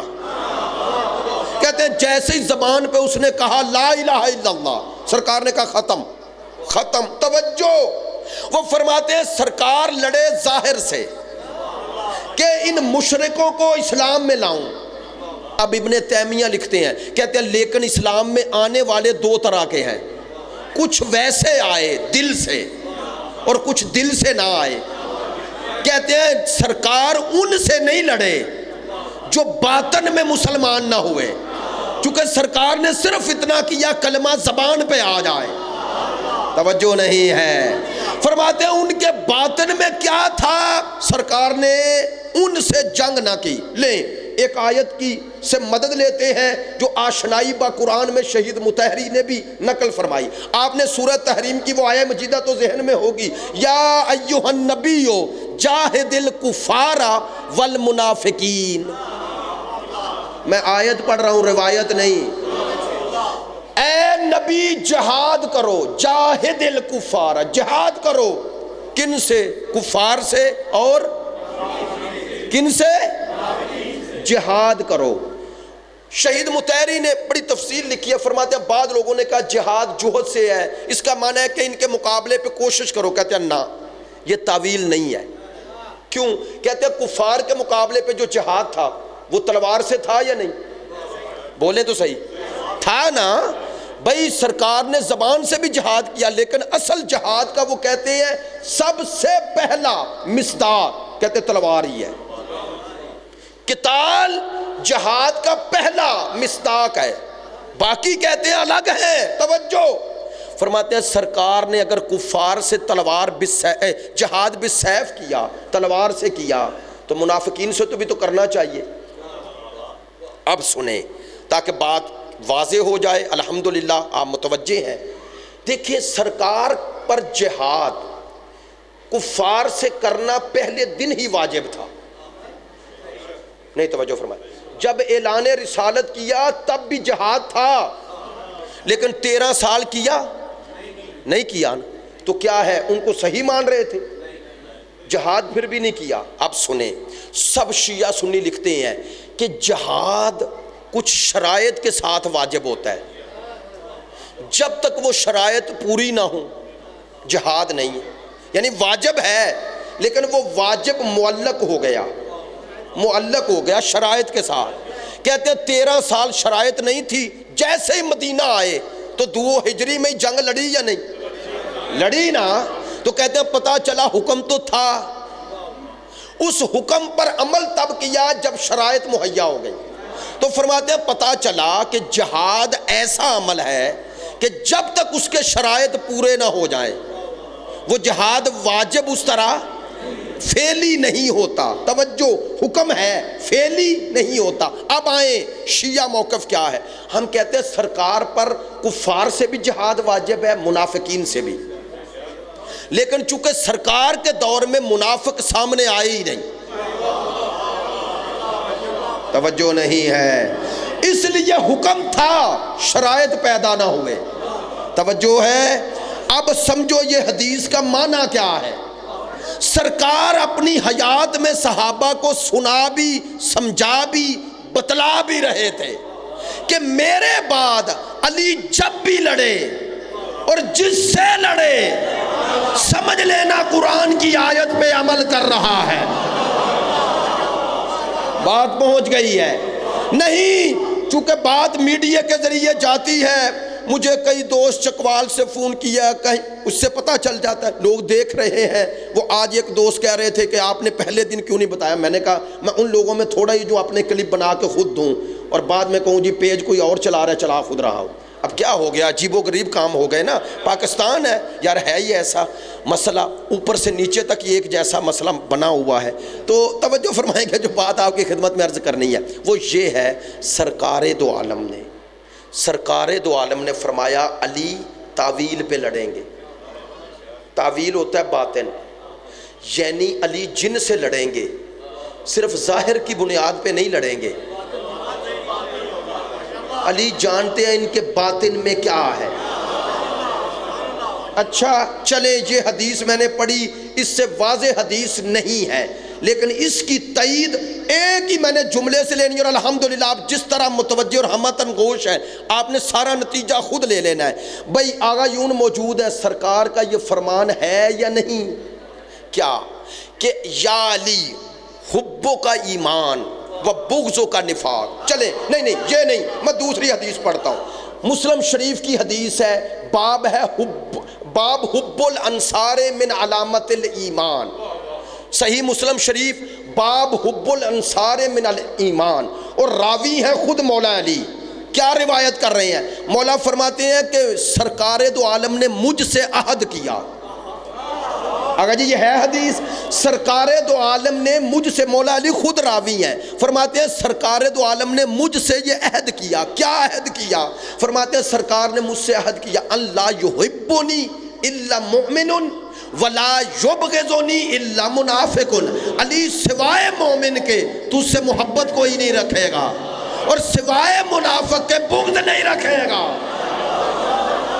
توجہ ہو گئی، ہم اپنا موقع بتا رہے ہیں، ہم کسی پر مسلط نہیں کر رہے، یہ ہمارے دلائل ہیں، یہ حقائق ہیں، یہ قرآن مجید، یہ حدیث۔ لو اب ایک صحابی کی تائید، اور آج کی زحمت ختم، صحابی بھی معمولی نہیں، حضرت عبداللہ ابن عباس رضی اللہ تعالیٰ عنہ فرماتے ہیں ہم نے سرکار کی یہ حدیث جب سنی تو فرماتے ہیں اسے کسوٹی بنا لیا، ترازو بنا لیا۔ کیسے؟ سرکار حضرت عبداللہ ابن عباس فرماتے ہیں رسالت مآب کے بعد جب میں کسی محفل میں جاتا اور لوگوں کو پہچانتا نہ ہوتا تو میں پہچاننا چاہتا کہ اس محفل میں کیا کہوں اور کیا نہ کہوں، تو کہتے ہیں میرے پاس ایک کسوٹی تھی، کیا کرتا؟ کہتے ہیں میں ذکر علی چھیڑ دیتا، اگر سامنے والے کا چہرہ کھل جاتا سمجھ جاتا اپنا ہے، اگر جل جاتا سمجھ جاتا سورہ منافقون کا مصداق ہے۔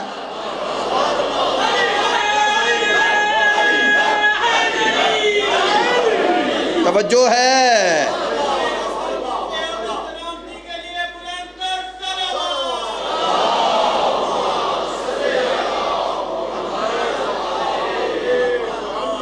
تعویل یعنی باطن، تعویل یعنی باطن۔ چلیں وہ استدلالی پہلو وہ بھی ہو گیا، ایک جملہ اجتماعی پہلو کا کہوں، مولا کی جنگ کیوں مشکل تھی؟ میں نے عرض کیا ہے، ہر روز عرض کیا ہے، مولا کی جنگ کیوں مشکل تھی؟ کیوں مشکل تھی؟ توجہ، جب سرکار نے فرمایا میرا اور علی کی جنگ کا ہدف ایک ہے، تو کیا وجہ ہے؟ سرکار کے ساتھ سب ہیں اور علی کے ساتھ چھوڑ دیتے ہیں۔ اب پرسوں والا جملہ، مولا کے ساتھ لڑنا اس لیے مشکل ہے۔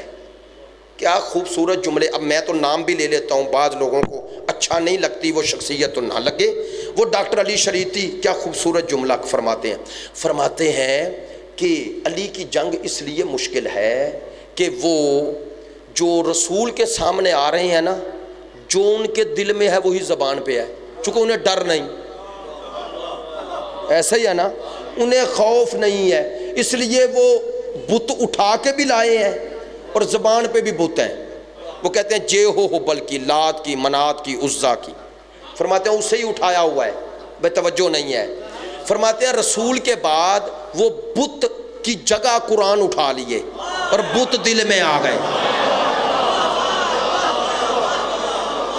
توجہ ہو گئی، اب اس بت کی جگہ دل میں آ گئی، چونکہ بھئی منافق کسے کہتے ہیں؟ جس کے دل میں خدا نہیں، تو جس کے دل میں خدا نہ ہو بت ہی ہے۔ کہہ دوں جملہ، جو ظاہری بت پرستوں سے لڑے اسے مصطفیٰ کہتے ہیں، جو باطنی بت پرستوں سے لڑے اسے مرتضیٰ کہتے ہیں۔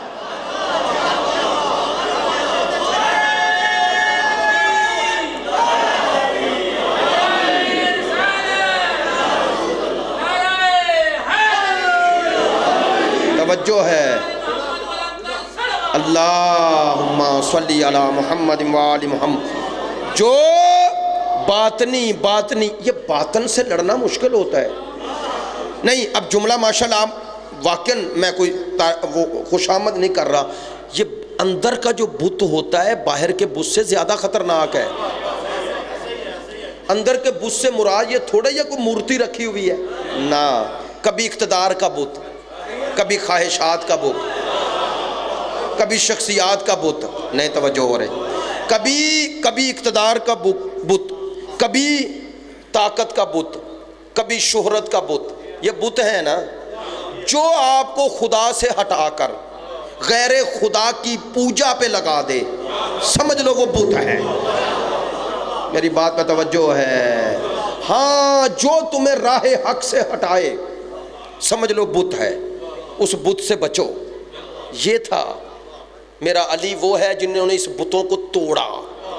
ہمارے آل محمد کی سب سے بڑی مشکل یہ تھی، ہر دور میں انہیں یہ بت سامنے آئے اور لوگ پہچان نہ سکے، ایسا ہی ہے۔ اور میں نے پچھلے سال اسی مجلس میں عرض کیا تھا نا کہ وہ سامری جس کا ذکر آتا ہے، وہ سامری اصل قصوروار تھا، بچڑا نہیں تھا، ایسا ہی ہے نا، لیکن ساری قوم بچڑے کے پیچھے لگ گئی اور لگایا سامری نے بچڑے کے پیچھے، ایسا ہی ہے۔ تو حضرت ہارون تھے یا نہیں امت میں؟ تھے نا۔ رہبر 40 دن غائب ہوا، حضرت موسیٰ 40 دن غائب ہوئے اور یہودی سارے بچڑے کے پیچھے لگ گئے نا۔ 40 دن بھی اپنا ایمان سنبھال نہ سکے، ایسا ہی ہے نا۔ اب لوگ اعتراض کرتے ہیں، یہ شیعہ کیا کہتے ہیں رسول خدا کے بعد یہ ہو گیا، بھئی اگر غدیر میں یہ ہوا ہوتا تو کیسے ہو سکتا تھا؟ بھئی بتاؤ، امتوں کا مزاج نہیں بدلتا، انسان ہی ہے، ایسا ہی ہے نا۔ حضرت موسیٰ 40 دن گئے، پوری امت بچڑے کے پیچھے لگ گئی۔ بول کے بتائیں، بچڑے کی پرستش یہ رسالت کا انکار تھا یا توحید کا؟ توحید کا نا، توحید ہی چھوڑ گئے۔ تو حضرت موسیٰ کو کوئی فرق پڑا؟ کوئی کہتا ہے کہ یہ کیسا موسیٰ ہے، ایسی تربیت کی ہے کہ 40 دن بھی قائم نہ رہے؟ کوئی کہے نا، یہ کیوں نہیں کہتے؟ چونکہ جانتے ہیں موسیٰ کا کام پیغام پہنچانا ہے، پیغام پہ قائم رہنا اپنی ہمت ہے۔ میری بات پہ توجہ ہے۔ اسی لیے میں رات بھی اپنے برادر محترم اور موجود تھے، ہم وہاں بھی آیت یہی پڑھ رہے تھے۔ اصل مسئلہ جذبے میں آ کے کسی کے ساتھ لگ جانا بڑی بات نہیں۔ واللہ ایران میں ہم نے دیکھا جب انقلاب آیا بڑے بڑے لوگ لگ گئے، لیکن جیسے مشکلات آئیں ہٹتے گئے۔ آپ کو پتہ ہے قرآن کیا کہتا ہے؟ معذرت کے ساتھ اس لہجے میں بات کی ہے، قالوا ربنا اللہ ثم استقاموا۔ اللہ نے کہا، جنہوں نے کہا اللہ ہمارا رب ہے، بس نہ ثم استقاموا، اللہ کہتا ہے پھر اس پہ ڈٹ گئے۔ اصل مسئلہ ایمان لانا نہیں، بھائی میرا جملہ ضائع نہ ہو، اصل مسئلہ ایمان لانا نہیں، ایمان پہ مر جانا ہے۔ میری بات پہنچ رہی ہے؟ نہیں، ہمارا قصور اتنا ہے، اور یہ ہے، اسے مانتے ہیں، منبر پہ مانتے ہیں، ہم میں اور لوگوں میں فرق ہے، ہم میں اور لوگوں میں فرق ہے۔ کیا فرق ہے؟ دوسرے صرف آغاز دیکھتے ہیں، ہم انجام دیکھتے ہیں۔ بات میں نے کہہ دی، سوچتے رہیے گا۔ دوسرے آغاز دیکھتے ہیں کہ ایمان کون لایا، ہمارے لیے یہ مہم نہیں کون لایا، ہمارے لیے یہ مہم ہے کون ایمان پہ مرا۔ میری بات پہ توجہ ہے؟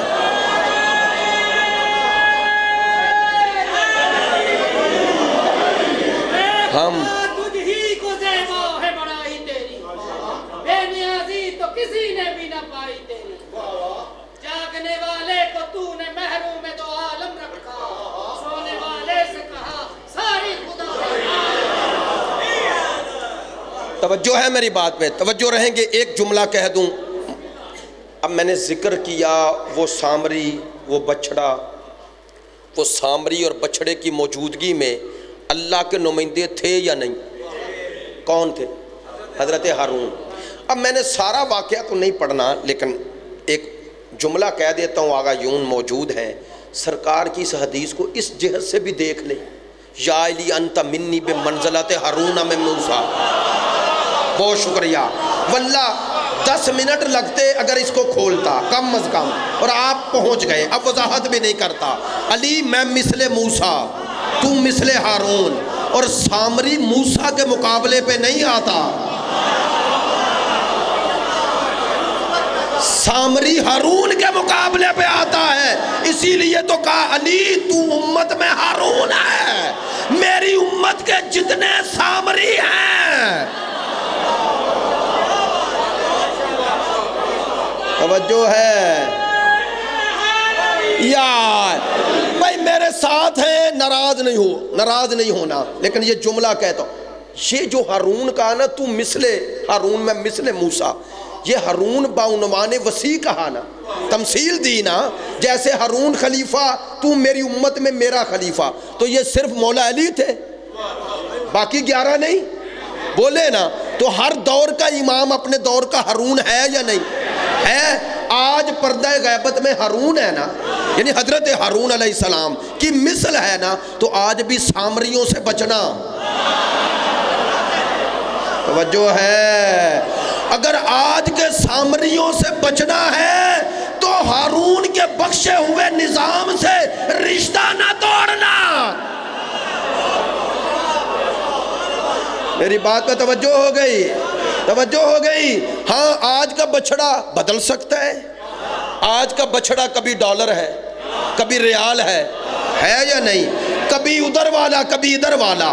جو تمہیں مرکز امام زمان سے توڑ کر امریکہ، برطانیہ، اسرائیل ان کا غلام بنائے، سمجھ لینا ہم میں گھسا ہوا سامری ہے۔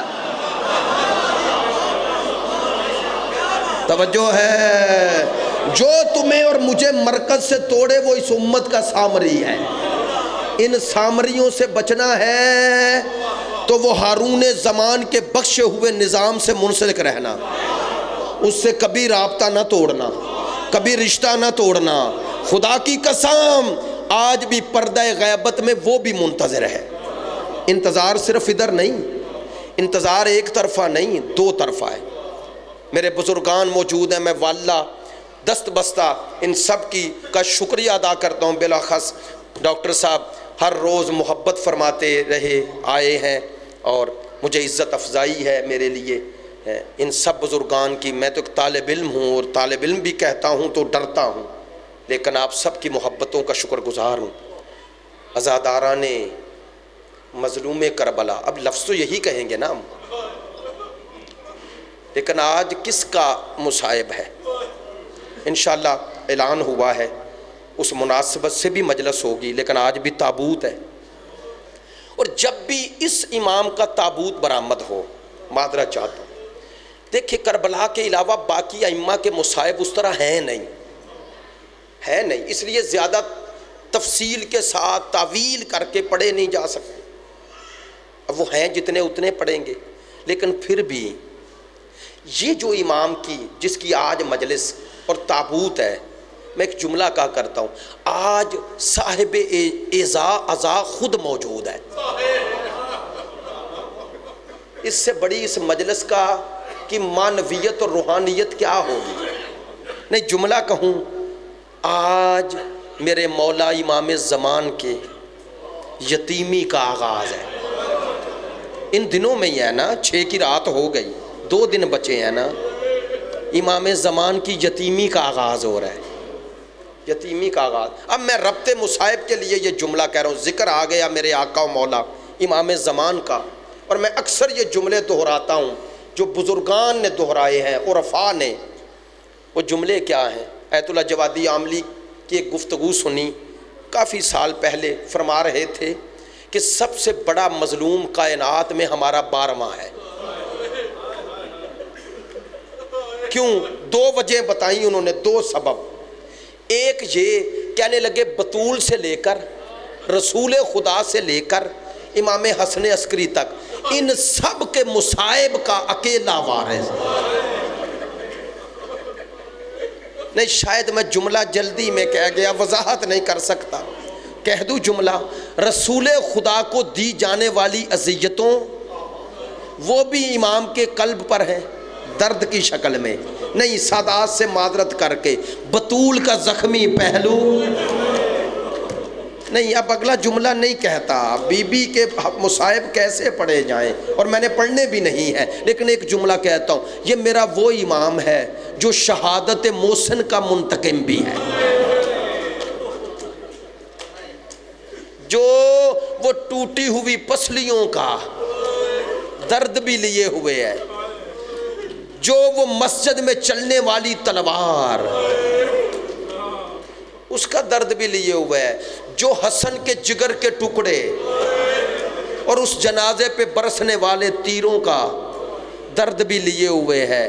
نہیں اب اگلا جملہ تو کہوں گا ہی نہیں، اب ان کا جملہ کہتا ہوں۔ وہ فرما رہے تھے کہ امام زمان کیوں سب سے بڑے مظلوم ہے؟ کہتے ہیں ایک مظلومیت یہ ہے، ہر امام کی مظلومیت کا وارث امام ہے۔ دوسری مظلومیت کہتے ہیں ہمارا علم جو ہے نا کربلا کے بارے میں وہ معلومات ہے، علم حصولی ہے، ہم نے علم تاریخ پڑھ کے لیا، ایسا ہی ہے نا، ہم آپ کو مقتل سناتے ہیں، لیکن کہتے ہیں امام کربلا کے بارے میں علم اس طرح نہیں رکھتے۔ امام جب ارادہ کرتا ہے نا اللہ کربلا کو مجسم کر دیتا ہے، اجرکم من اللہ، چھوٹی مصیبت نہیں ہے۔ نہیں میں جملہ ذرا واضح کر دوں اپنے نوجوان چھوٹے بھائیوں کے لیے، ہم کربلا سنتے ہیں اور میرا آقا و مولا امام زمان کربلا دیکھتے ہیں۔ اور وضاحت کر دوں، میں پڑھتا ہوں کہ اکبر کے سینے میں نیزے کی انی لگی، ہم شکل پیغمبر کے، لیکن میرا 12واں خود دیکھتے ہیں۔ میں پڑھتا ہوں کہ حضرت قاسم کی لاش پہ گھوڑے دوڑ گئے اور میرے آقا و مولا خود دیکھتے ہیں۔ نہیں میں خود تسلی سے جملے کہہ رہا ہوں، ہم صرف سنتے ہیں کہ عباس کے بازو قلم ہو گئے اور وہ باب الحوائج زین سے زمین پر آئے، ہم سنتے ہیں اور میرا آقا و مولا دیکھتے ہیں۔ اب جملہ کہوں تاکہ آپ ساتھ ہو جائیں اور امام کو پرسہ بھی ہو جائے ان کے بابا کا۔ ایک جملہ ضرور کہتا ہوں، میں اور آپ سنتے ہیں کہ شمر تھا اور ہاتھ میں خنجر تھا اور 70 قدموں پہ بہن کھڑی تھی۔ میں اور آپ سنتے ہیں، میرا آقا دیکھتے ہیں۔ ایک عالم دین کہتے ہیں کہ میں نے امام کے جب یہ جملے پڑھے نا، امام فرماتے ہیں اے میرا دادا حسین، میں آپ پر پانی نہیں روتا، ایک وقت آتا ہے خون روتا ہوں۔ کہتے ہیں میں نے سمجھا کہ مبالغے کے طور پہ ہوں گے، کہتے ہیں متردد ہو گیا، کہتے ہیں میں نے وہ عمل کیا جو امام کی زیارت کے لیے کیا جاتا ہے، 40 دن روز امام کا استغاثہ اور توسل کیا امام سے۔ کہتے ہیں امام کا پھر مجھے مسجد کوفہ میں زیارت ہوئی۔ کہتے ہیں جیسے زیارت ہوئی امام نے فرمایا پوچھنا چاہتا ہے وہ کون سا غم ہے جو مجھے خون رلاتا ہے؟ مولا بتانا پسند فرمائیں گے؟ کہا وہ وقت جب شمر کے ہاتھ میں خنجر تھا اور 70 قدموں پہ میری دادی کھڑی تھی۔ کہا مولا اس سے آگے کون سا غم ہے جو خون رلاتا ہے؟ اب میں نہیں پڑھ سکتا، اور میں نے محرم میں بھی اشارہ ہی کیا تھا۔ امام فرماتے ہیں 2 کام اس ملعون نے ایسے کیے ہیں، ایک اپنے نجس ہاتھ سے، ایک اپنے نجس قدموں سے۔ علماء موجود ہیں، بہار الانوار کی روایت ہے، اس نے اپنا نجس ہاتھ ان پاکیزہ زلفوں میں ڈالا جن کے بوسے کبھی رسول لیتے کبھی بطول۔ اب دوسرا کام جو کیا بتاتا نہیں، اشارہ کر دیتا ہوں، جو روایت کے لفظ ہے وَوَضَعَ رِجْلَيْهِ عَلَى صَدْرِ الْحُسَيْنِ، اللہ جانے اس نے نجس قدم کہاں رکھا کہ بطول کی بیٹی تڑپی، کہا یہاں قدم نہ رہا۔ میں کہتا ہوں مولا آپ یہ منظر دیکھ کے خون روتے ہیں، مولا اللہ جانے وہ منظر آپ کو کتنا درد کا سبب بنتا ہوگا کہ جب شام غریباں آئے اپنے آقا و مولا کو پرسا دے، بس عزادارو 2 جملے اور تابوت آ جائے گا۔ جانتے ہیں جس امام کی شہادت کی مناسبت سے یہ مجالس ہیں، امام حسن عسکری علیہ السلام۔ ہمارے 12 اماموں میں 2 امام ہیں جو جوانی میں شہید ہوئے۔ ایک امام محمد تقی علیہ السلام 25 سال کی عمر، دوسرا امام زمانہ کے بابا امام حسن عسکری 28 سال کی عمر۔ میں جو پڑھ رہا ہوں کتابوں میں پڑھا ہے، آج دوبارہ دیکھا، عجیب روایات دیکھی کہ امام پہ سختی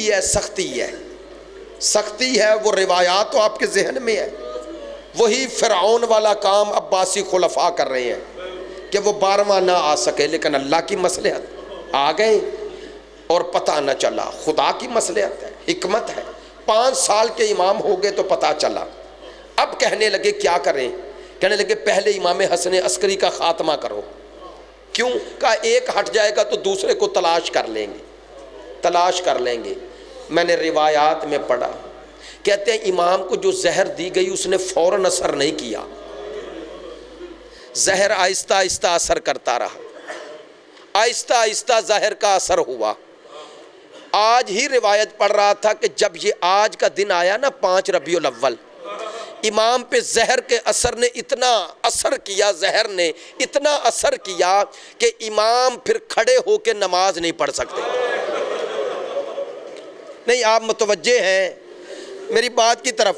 میں ایک جملہ کہتا ہوں تاکہ میرے ساتھ رہو اور امام کو پرسا دیں، امام کے حضور، ان کی جدہ کے حضور، امام زمان کو، ان کے بابا کا اور ان کی جدہ جناب سیدہ کو، ان کے بیٹے کا پرسا۔ لیکن ایک جملہ کہتا ہوں، یہ جو اولاد بطول ہے اس کی مظلومیت بھی عجیب ہے۔ میری آقا زادی سیدہ کی اولاد، ایک بیٹے کے جنازے میں تیر اور دوسرے بیٹے کا جنازہ تیروں پر، ایسا ہی ہے نا بھئی؟ مجھے تجربہ ہے، میرے برادران بھی ہیں، انہیں بھی تجربہ ہے۔ عزاداران حسین آج بھی اسلام آباد میں جب کوئی دوست کال کرتا ہے نا اور کہتا ہے قبلہ سوئم کی مجلس سے پڑھ دیں گے، میں نے کہا کس دن ہے؟ وہ بتاتے، میں نے کہا ابھی تو 4 دن بتا رہے ہیں۔ کہنے لگے آج وفات ہو گئی لیکن دفن کل کریں گے، پرسوں کریں گے۔ میں پوچھتا ہوں کیوں؟ کہتے ہیں ان کا بیٹا کینیڈا ہے، انگلینڈ ہے، امریکہ ہے، اور ایک بیٹا ہے اور خواہش ہے کہ بابا کو تب تک دفن نہ کرنا، باپ کو تب تک دفن نہ کرنا جب تک میں آ نہ جاؤں۔ عزاداران حسین آپ نے توجہ فرمائی ہے، پتہ چلا اگر بیٹا ہو تو ایک بھی ہو تو خواہش ہوتی ہے کہ کم از کم باپ کے جنازے کو کندھا تو دوں۔ اپنے ہاتھوں سے غسل تو دوں، اپنے ہاتھوں سے کفن تو پہناؤں، یہ ہوتی ہے نا تمنا۔ اب دو جملے کہنے ہیں، دو جملے، ایک ساتواں امام ذہن میں لاؤ، جس امام کی سب سے زیادہ اولادیں۔ عزادارو، اس امام کو زہر ملی اور جنازہ پلے بغداد پہ۔ ہاں یہ بھی مظلوم امام ہے، لیکن 12واں امام اتنا مظلوم ہے کہ بابا کو زہر ملی ہوئی ہے اور بابا تڑپ رہے ہیں، اور میرا امام آ نہیں سکتا، چونکہ امام نے حکم دیا ہے بیٹا سامنے نہ آنا، سامنے نہ آنا، اللہ کی مصلحت ہے کہ تو باقی رہے۔ اب سوچو نا، امام جب دیکھتے ہوں گے کہ میرے بابا پر زہر کا اثر ہو رہا ہے تو کہتے ہوں گے بابا تیرا بیٹا مر جاتا۔ اس بیٹے کے لیے اس سے بڑی مصیبت کیا ہوگی، نہ باپ کا سر پکڑ کے آغوش میں رکھ سکے۔ کہتے ہیں جب 5 ربیع الاول آئی، امام میں اٹھنے کی طاقت نہ رہی۔ سنیں گے 6-7 گزری، جب پرسوں کی شب آئے گی نا، 7 ربیع الاول کا دن ڈھلا، اب امام میں بیٹھنے کی طاقت بھی نہ رہی۔ کہتے ہیں وہی وقت تھا جب امام کے جگر کے ٹکڑے باہر آنے لگے۔ بس عزادارو، امام کی شہادت ہوئی ہے، لیکن 12واں دیکھتے رہے، آ نہ سکے۔ میری بات پہ توجہ فرمانا، میں ختم کر رہا ہوں آپ کی زحمت۔ میرا آقا و مولا 5 سال کے امام، امام ہی ہوتا ہے نا، چاہے 1 دن کا ہو، چاہے آغوش مادر میں ہو۔ عزادارو، میرا امام دیکھ رہے ہیں، آ نہیں سکتے، لیکن پھر بھی روایات میں ملتا ہے غسل و کفن کے بعد جب جنازے کا وقت آیا تو امام اب آ گئے، اور چچا کو پیچھے ہٹا کے کہا امام کا جنازہ امام پڑھتا ہے۔ بس میں نے آپ کی زحمت ختم کر دی، آؤ ذرا مولا کے حضور۔ یہ مولا حاضر بھی ہیں، ہمارے اعمال پہ ناظر بھی ہیں۔ آؤ صاحب عزا کے حضور چلیں۔ اے ہمارے آقا و مولا، ہمیں آپ کے بابا کو زہر مل گئی، آپ کو پرسا دیتے ہیں، آپ کی یتیمی کا آغاز ہو رہا ہے، لیکن مولا آپ کی غیرت نے گوارا نہ کیا کہ اب جنازہ کوئی اور پڑھائے۔ آپ آ گئے، یقیناً جب آپ جنازہ پڑھا رہے تھے تو آپ کا رخ کربلا مڑا ہوگا۔ ہاں، یہاں بیٹا آ گیا اور کسی کو جنازہ نہ پڑھانے دیا، لیکن وہاں بیٹا ہے اور لاشا سامنے پڑا ہے، اور پھوپھیاں ساتھ ہیں، بہنیں ساتھ ہیں، اور میرا امام رو کے کہہ رہا ہے پھوپھی اماں کاش سجاد زندہ نہ رہتا۔ بس عزادارو، زحمت ختم کر رہا ہوں، آپ کی زحمت ختم کر رہا ہوں۔ میں نے روایات میں پڑھا کہ جب امام کا جنازہ اٹھا تو جنہوں نے زہر دیا تھا نا، وہ عباسی خلفاء بھی، وہ بھی چھپانے کے لیے ساتھ آ گئے اور لوگوں سے کہہ رہے تھے کہ ہم نے امام کو کچھ نہیں کیا ہے۔ عزادارو، آپ نے توجہ نہیں فرمائی، اس لیے وضاحت کر رہا ہوں۔ کہتے ہیں جنازہ اتنی شان سے اٹھا کہ پورا سامرہ جمع ہو گیا۔ امام حسن کا ماتم ہو رہا ہے، حسن عسکری کا ماتم، اور قاتل قتل کر کے اپنا قتل چھپا رہا ہے۔ اس لیے ہر امام نے کہا رونا تو حسین کو رونا، اس لیے کہا کہ حسین جیسی مظلومیت دوبارہ کسی پر نہ گزری۔ عزادارو، 11ویں کا قاتل قتل چھپا رہا ہے اور حسین کا قاتل ساتھ چل رہا ہے، اور ایک دفعہ یزید سے کہتا ہے مجھے انعام دے، میں نے وہ کام کیا جو کوئی نہ کر سکا. بس ازادارو آخری جملے. سامرہ میں امام کی میت کو لایا گیا, جسد اطہر لایا گیا, تابوت چلا اور پہنچا اور امام کو اب پہلو میں دفن کر دیا گیا. میں کہتا ہوں مولا زہر بھی ملی, زہر کا اثر بھی ہوا, لیکن مولا غسل تو مل گیا نا, کفن تو مل گیا نا, بیٹے نے جنازہ بھی پڑھایا اور شایان شان طریقے سے جنازہ اٹھ کر دفن بھی ہو گیا. یقیناً میرے 11ویں کا جنازہ جب دفن ہوا تو امام کی موت اور زندگی ایک جیسی ہوتی ہے. میرے امام کا رخ مڑ گیا ہوگا کربلا کی طرف اور کہا ہوگا دادا حسین بیٹا تو دفن ہو گیا, ہائے دادا تیری لاش پہ گھوڑے دوڑ گئے, تجھے 3 دن کوئی دفن نہ کر سکا. تابوت لے آئے, تابوت آ رہا ہے. آپ نے اس تابوت کو جب چھونا ہے, بوسہ دینا ہے, تو اپنے وقت کے امام سے کہنا ہے مولا کاش وہ وقت آئے, یہ عزاداری آپ کے حضور کرے, جنت البقیع آباد ہو جائے.